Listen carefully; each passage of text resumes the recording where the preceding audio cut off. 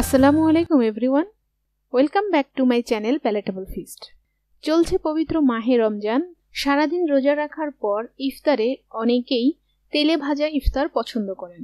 যারা স্বাস্থ্য সচেতন তারা অবশ্যই সবসময় না খেলেও মাঝে মাঝে এই তেলে ভাজা ইফতার বাসায় বানাতে পছন্দ করেন। বাসায় বানানো ইফতারের মধ্যে সবচেয়ে পছন্দের আইটেম হলো বেগুনি। মুচমুচে বেগুনি বানানোর জন্য প্রথমে আমি বেসনের গোলা তৈরি করে নেব। এর জন্য মিক্সিং বোলের উপর একটা ছালনি দিয়ে তার মধ্যে দিয়ে দিচ্ছি 2 কাপ বেসন। এরপর বেসনগুলোকে একটু ছেলে নিচ্ছি। পারফেক্ট গোলা তৈরি করার জন্য অবশ্যই বেসনগুলোকে ছেলে নিতে হবে। বেসন ছালা হয়ে গিয়েছে। এবার এর সাথে দিয়ে দিচ্ছি স্বাদমতো লবণ। এখানে আমি হাফ চা চামচ লবণ দিয়েছি। এর সাথে দিয়ে দিচ্ছি 1/4 চা চামচ বেকিং সোডা। বেকিং সোডার পরিবর্তে এখানে বেকিং পাউডারও ব্যবহার করা যাবে। সেক্ষেত্রে বেকিং পাউডার দিলে হাফ চা চামচ দিতে হবে। দিয়ে দিচ্ছি হাফ চা চামচ ভাজা জিরে গুঁড়ো, 1 চা চামচ শুকনো লাল মরিচের গুঁড়ো। যারা ঝাল বেশি পছন্দ করেন তারা চাইলে মরিচের গুঁড়ো বাড়িয়েও দিতে পারেন। দিয়ে দিচ্ছি সামান্য হলুদ গুঁড়ো। এর সাথে দিয়ে দিচ্ছি হাফ চা চামচ রসুন বাটা, হাফ চা চামচ আদা বাটা। এর সাথে দিয়ে দিচ্ছি সামান্য ভাজা জিরে গুঁড়ো। এতে সুন্দর একটা স্মেল আসবে। হাতের কাছে না থাকলে ভাজা জিরে গুঁড়ো না দিলেও চলবে। এবার একটা হ্যান্ড হুইস্কের সাহায্যে সবগুলো উপকরণ একসঙ্গে মিক্স করে নিচ্ছি। এর সাথে দিয়ে দিচ্ছি 2 টেবিল চামচ পরিমাণ কর্নফ্লাওয়ার। বেসনের সাথে কর্নফ্লাওয়ার দিলে বেসনের গোলা দিয়ে বানানো ইফতার অনেকক্ষণ পর্যন্তই মুচমুচে থাকবে। কর্নফ্লাওয়ারের পরিবর্তে এখানে চালের গুঁড়ো ব্যবহার করা যাবে। এবার বেসনের মিক্সারের সাথে কর্নফ্লাওয়ারও মিক্স করে নিচ্ছি। শুকনো উপকরণগুলো ভালোভাবে মিক্স করা হয়ে গেলে এবার এর সাথে পানি মিক্স করে নেব। এখানে আমি 2 কাপ বেসন নিয়েছি।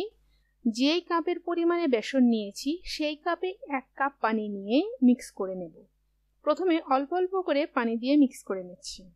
অল্প অল্প করে পানি দিয়ে বেসনের গোলা তৈরি করলে বেসনের গোলা মসৃণ হবে। একসঙ্গে পানি দিয়ে বেসনের গোলা তৈরি করলে দানা দানা হয়ে যেতে পারে। সেক্ষেত্রে অল্প অল্প পানি দিয়ে বেসনের গোলা তৈরি করে নিতে হবে। আমি অল্প অল্প পানি দিয়ে প্রায় 1 কাপ পানিতেই এই বেসনের গোলা তৈরি করে নিয়েছি।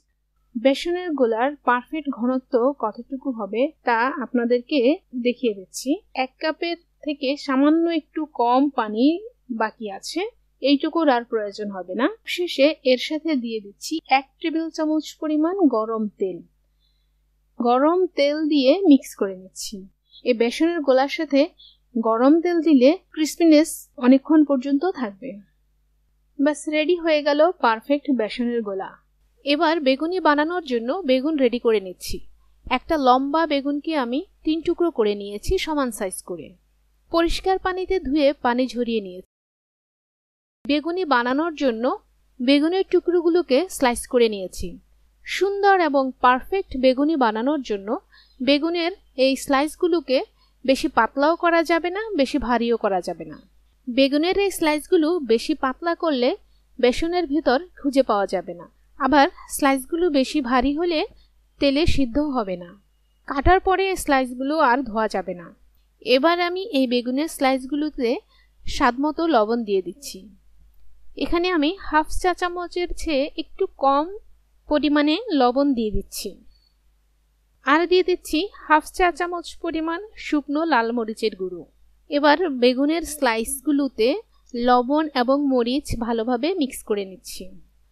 বেগুনের স্লাইসগুলোকে হাতে নিয়ে আঙুলের সাহায্যে হালকা করে ঘষে লবণ এবং মরিচ লাগিয়ে নিচ্ছি। সবগুলো স্লাইসে লবণ মরিচ মাখানো হয়ে গিয়েছে। এবার একপাশে রেখে দিচ্ছি 5 মিনিটের জন্য।